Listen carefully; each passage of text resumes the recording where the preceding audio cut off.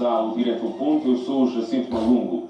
A agricultura é a base e a indústria é o fator decisivo. Uma icónica frase de Agostinho Neto que se mantém atual precisamente porque o desenvolvimento industrial ainda não foi alcançado. A contribuição do setor industrial continua a posicionar-se em valores abaixo dos 10% do PIB nos últimos 10 anos, com uma trajetória de crescimento em desaceleração até 2017 e contração a partir de 2018. Os anos de 2020 e 2021 marcaram o tom de uma pequena recuperação. Entretanto, os dados do primeiro trimestre de 2023 revelam uma queda na produção industrial em Angola. Segundo o INE, o índice de produção industrial registrou uma variação negativa de 6,2%, sendo influenciado principalmente pelas reduções nas indústrias extrativas e na produção e distribuição de eletricidade. A indústria angolana enfrenta ainda desafios como a dependência de investimentos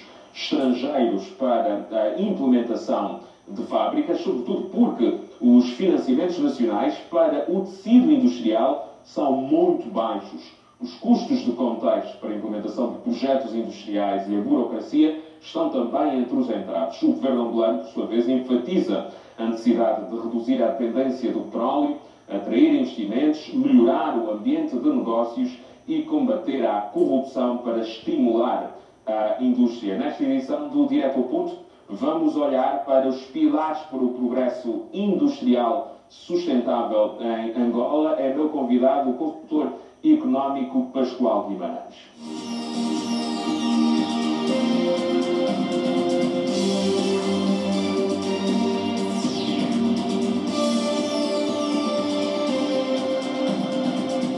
Pascoal Guimarães, boa noite. Muito obrigado por ter aceitado o nosso convite. Boa noite, Malungo, e gratos estamos nós, não é? Pascoal, antes de entrarmos para o que nos traz aqui, é importante frisar que foi agora aprovado o novo Plano Nacional de Desenvolvimento, que naturalmente tem indicadores também, tem projeções, tem estratégias para a indústria angolana. Como é que olhou para este documento? Bom, obrigado pela questão. Em relação ao nosso tema, vamos falar dos pilares para o progresso industrial sustentável, e quando tive então a oportunidade de olhar para este plano, o PND 2023-2027, tive que me concentrar na questão do fomento à indústria. E em relação ao fomento à indústria, o que nós podemos constatar é que grande parte do que nós temos lá apresentado para o desenvolvimento da nossa indústria nacional já está ou já estava no Plano de Desenvolvimento Nacional 2018-2022. Então há aqui uma certa repetição das mesmas ideias, mas certo, também não podemos intuir que não foi alcançado o objetivo. Exatamente. Em relação ao alcance dos objetivos, eu ia chegar lá, porque há necessidade de nós também apresentarmos aqui um balanço de execução do PND, do Plano de Desenvolvimento Nacional 2018-2022, porque sem um balanço da implementação do plano anterior, fica um bocado difícil perceber quais são as iniciativas que tenderão então a colmatar, né, as falhas ou aquilo que não foi cumprido no plano anterior. Mas eu gostaria também de chegar, quando eu fiz a questão de como é que eu olhei este novo PDN, o 23-27, é a questão do fomento da indústria.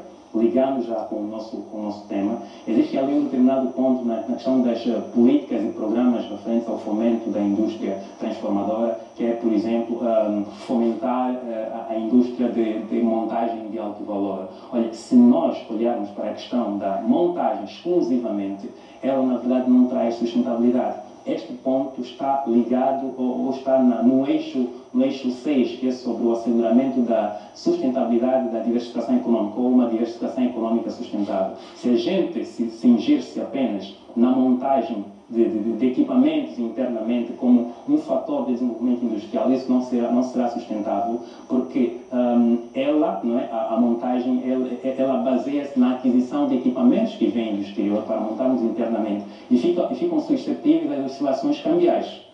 Pois é. Esses são os preços que nós verificamos muitas vezes na nossa economia. Se pensarmos na montagem, Mantemos o quadro. Mantemos o quadro, porque quando tu montas internamente, tu não tens a indústria fundamental que nós vamos abordar mais à frente, que é a indústria de moldagem, que é a indústria de fabricação de peças, que na verdade ela consome, né, a matéria-prima que vem da indústria de exploração mineira e também da indústria de petroquímica. E para a criação da própria cadeia de valor a partir...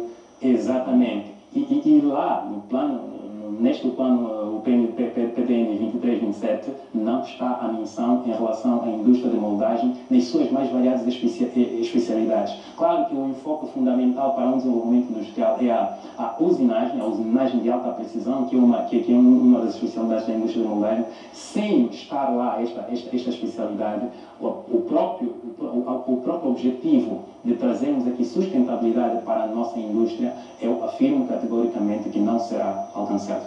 Vamos olhar para o quadro atual da indústria, forte tendência do estrangeiro para a implementação de fábricas.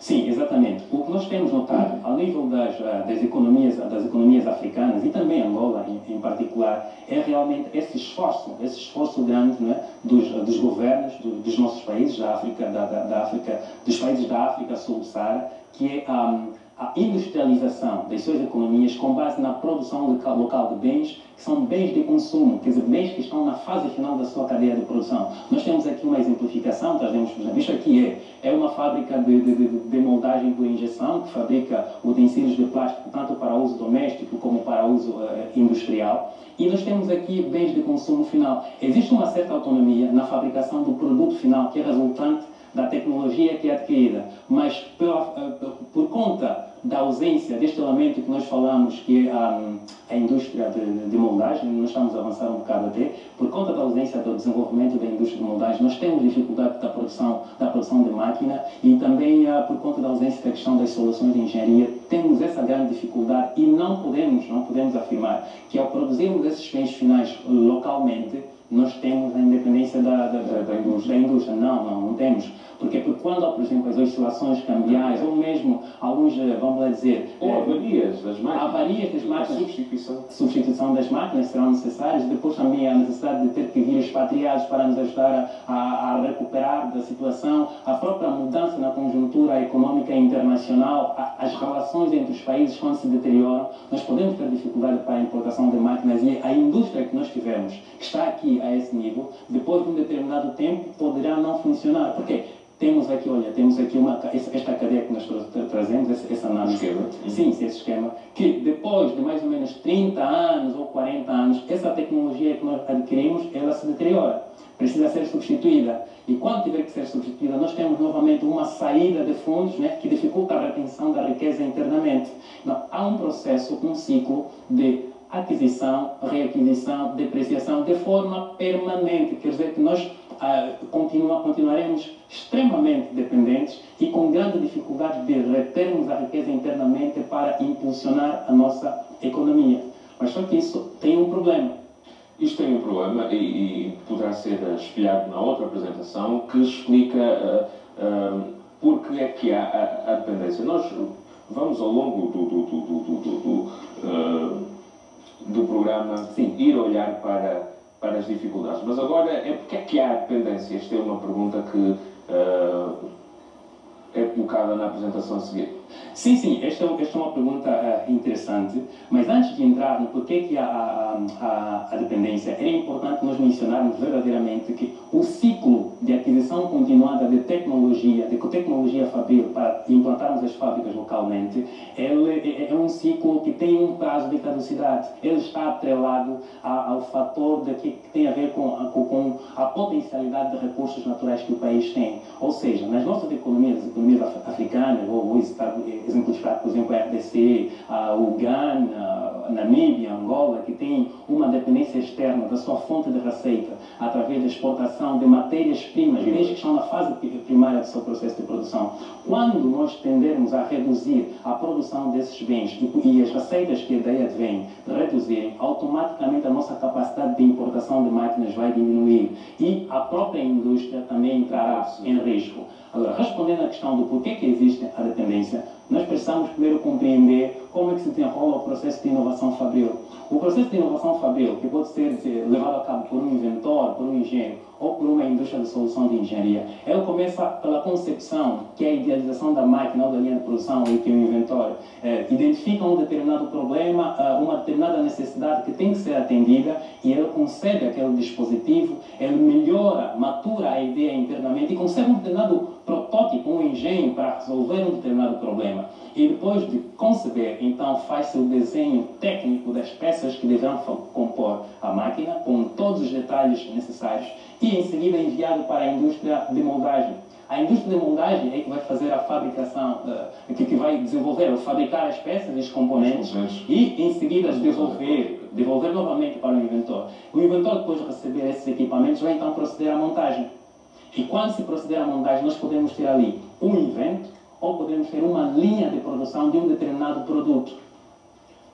Agora, respondendo à questão, o porquê que existe a dependência, é aquilo que nós mencionamos neste ponto, a inexistência do processo de concepção de máquinas ou de soluções de engenharia e a incipiente indústria de moldagem é a causa da dependência e importação de máquinas. Quer dizer que este processo que nós temos aqui, nós temos até inventores internamente, nós temos uma associação angolana de inventores, inovadores, etc. Mas pela falta do desenvolvimento da indústria de moldagem, principalmente a usinagem de alta precisão, eles não conseguem industrializar os seus inventos.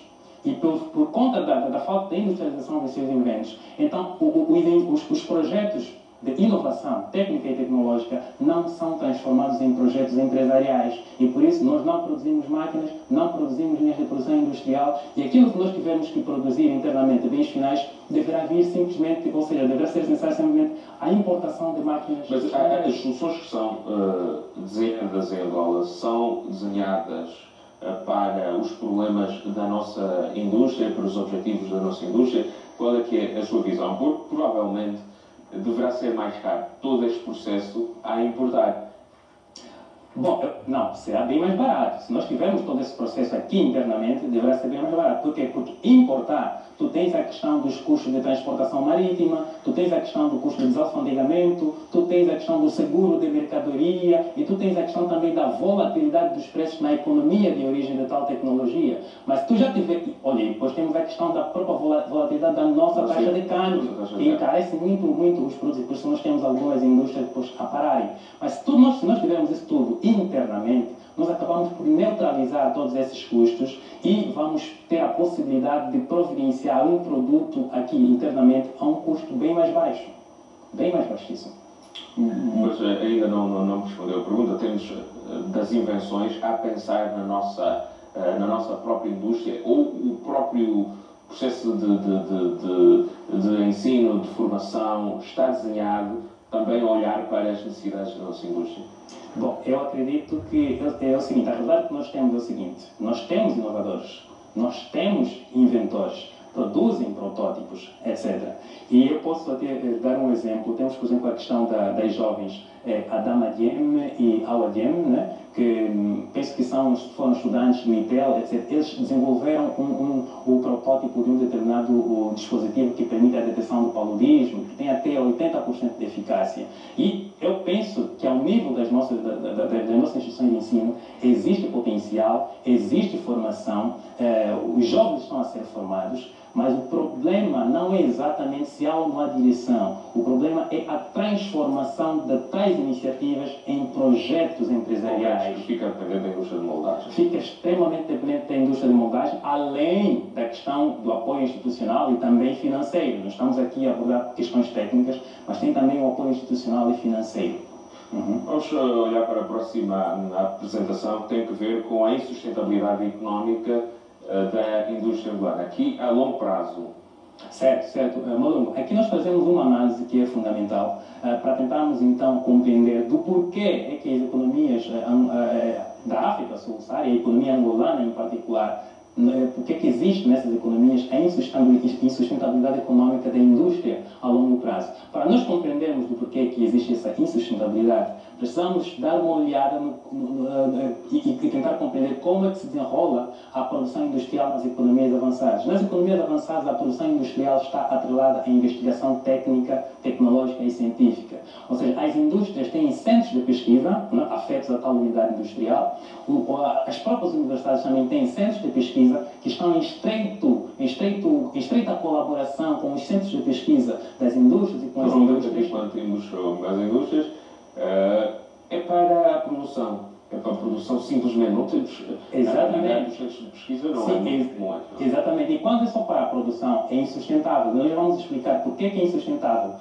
Nas outras economias, existe a pesquisa e atrelada à indústria e os centros de produção estão em estreita colaboração, que vão então assim ajudar para a otimização do processo fabril. A otimização do processo fabril é o quê? É o melhoramento da configuração da fábrica de forma permanente, de modo a permitir que a fábrica tenha aumento também da eficiência produtiva. Aumento da eficiência produtiva é produzir mais unidades no mesmo intervalo de tempo comparativamente à situação anterior. Mas isso só deriva se existe uma pesquisa tecnológica que visa a melhorar os processos, a melhorar a qualidade da maquinaria e torná-la cada vez mais eficiente. Então, esta otimização do processo, além de contribuir também para o melhoramento do produto no tocante à qualidade e ao aperfeiçoamento das características do produto, ela também contribui para o aumento da produção. E o aumento da produção, então, é que vai contribuir para a redução do custo unitário de produção. Agora surge aí a questão que o Malungo falou, que nas nossas economias nós só temos a produção da fábrica sem a otimização permanente do processo para trazermos, então, a redução do custo unitário. Sem esse elemento, nós trazemos aqui uma análise importante para demonstrar aquilo que o Malungo estava a dizer, que nós, desprezando o efeito inflacionário, né? O efeito inflacionário é aquilo que nos diz que todas as economias, os preços estão sempre em crescimento. Mas desprezando esse crescimento permanente dos preços em todas as economias, nós teremos nas economias avançadas como a nossa e outras economias similares, a constância do custo unitário de produção. Quer dizer que o custo unitário de produção não baixa, ele está sempre ao mesmo nível, mas já nas economias avançadas, o custo unitário de produção ele tende a reduzir por conta da permanente investigação técnica e tecnológica para aprimoramento da tecnologia, aprimoramento do produto, aumento da eficiência produtiva. E essa redução do custo unitário de produção é que vai então causar a redução, o aumento da competitividade dos produtos das economias avançadas e os nossos empresários vão... Tudo há este melhoramento do produto. Exatamente, o melhoramento continuado. E os nossos empresários vão se sentir tentados, no caso, né, a ir comprar os produtos nas outras economias e trazê-los aqui. São mais competitivos. Mais competitivos, mais baratos e em algumas situações também com uma qualidade maior. E quando trazidos na nossa economia, face aos produtos que nós temos aqui internamente, nós vamos ter uma condição de que os nossos produtos vão se tornar menos competitivos. Menos competitivos, nós temos aqui a redução da competitividade dos produtos nacionais face aos importados e, no final das contas, nós poderemos ter desativação e descontinuidade das fábricas. Porque já não se adequam ao... Exatamente, a falência. E este aqui é um problema que nós podemos dizer que é um problema fundamental, é a razão fundamental que está na base do fracasso de todos os programas de industrialização das economias africanas, incluindo Angola. Quer dizer, a quase inexistente investigação técnica e tecnológica atrelada à produção industrial. Esta insustentabilidade económica que nós Exatamente. estamos aqui a falar. É um ciclo contínuo e permanente quando ela não existe. Insustentabilidade a longo prazo. Nós vamos começar a olhar agora para os pilares para o progresso da nossa indústria. É o que temos na próxima apresentação e o fim último desta apresentação é apresentar a visão do Pascoal Guimarães sobre aqueles que são os pilares para o progresso sustentável da indústria black. Exatamente. Para o progresso da nossa indústria, na verdade não só a nossa indústria, todas as economias africanas que têm características similares às nossas, os seus pilares deverão ser exatamente a indústria de montagem, a indústria de soluções de engenharia, a indústria química, a investigação técnica e tecnológica e a formação de quadros a todos os níveis. A formação de quadros a todos os níveis é fundamental. Nós estamos a falar, no caso ao nível superior, desde a licenciatura, mestrado, doutoramento, pós-doutoramento, estamos a falar aquele E livro. informação técnica, porque nós vamos ter... Sim, exatamente. Na base é que nós temos facilidade, mas pelo menos e quando o aluno começou, falou do PDN 2327 e eu vi ali uma cláusula que falava do fomento da formação de quadros apenas até ao nível de doutoramento. Nós precisamos também de pós-doutorados para estarem estritamente focados na investigação científica. Nós precisamos disso. E a investigação científica, ou seja, os quadros que vão ser formados é para alimentar a investigação científica, a indústria nos seus variados setores, moldagem, soluções de engenharia, química e outros, ou mesmo da minha exploração mineira, mas também a investigação científica deverá estar presente em cada um desses setores para o aprimoramento dos produtos que eles fabricam, para o aprimoramento da própria configuração da fábrica e o melhoramento continuado dos seus processos e necessariamente nós devemos compreender que a indústria química, a indústria de soluções de engenharia e a indústria de moldagem deverão trabalhar de forma coesa, ou seja, a área de petroquímica da indústria química fornece polímeros. Polímeros são a matéria-prima fundamental para a indústria de moldagem na área de plástico. E a indústria de exploração mineira poderá fornecer metal processados, não é? Para a indústria de moldagem, de fundição e outras. Essas duas alimentarão a indústria de moldagem com insumos. Esses insumos permitirão a fabricação de peças que deverão atender à indústria de soluções de engenharia. Esta indústria de soluções de engenharia é, na verdade, a área que solicita peças para a indústria de moldagem com base nas especificações técnicas dos dispositivos que eles criam e das peças e equipamentos que eles precisam para montarem os inventos, montarem as máquinas, montarem as linhas de produção. Mas nós precisamos ter essa colaboração. E depois, um elemento fundamental, que em relação ao quarto ponto, que é a investigação técnica e tecnológica e científica, nós devemos nos perguntar do porquê que nós temos a investigação técnica e tecnológica e científica como pilar fundamental para o progresso industrial. É que a produção industrial só aumenta por dois fatores, ou seja, duas causas, dois motivos fundamentais, ou o aumento da capacidade produtiva ou o aumento da eficiência produtiva. Então, quando nós não temos a investigação técnica e tecnológica, não é possível ocorrer aumento da eficiência produtiva. Quer dizer que a produção só aumenta com o aumento da capacidade produtiva. O aumento da capacidade produtiva é aumentar o número de pessoas e o número de máquinas para produzirmos mais. Mas este aumento... este fator e o da criação de soluções de engenharia. Estreita ligação. Mas este aumento, através do aumento da capacidade produtiva, não traz redução do custo unitário de produção. Por quê? Porque quando tu aumentas mais máquinas, aumentas mais pessoas, tu podes até aumentar a produção global, mas você não aumenta a produtividade. Estamos a falar da produção global a dividir pelo tempo gasto na produção e também não aumenta a produção média. Estamos a falar da produção global a dividir pelo número de pessoas ou pelo número de máquinas. Mas quando tu tens a investigação técnica e tecnológica atrelada à produção industrial, tu consegues aumentar a produção sem aumentar o número de pessoas e sem aumentar o número de máquinas, simplesmente aperfeiçoando os processos e melhorando a qualidade da máquina. Tu reduzes o custo unitário e quando reduzes o custo unitário de produção, então isso pode reduzir o preço de venda final ao consumidor. Pascoal Guimarães, nós vamos fazer agora o primeiro e único intervalo aqui no Direto ao Ponto. Estamos a abordar os pilares para o desenvolvimento sustentável em Angola. Já voltamos com mais da análise.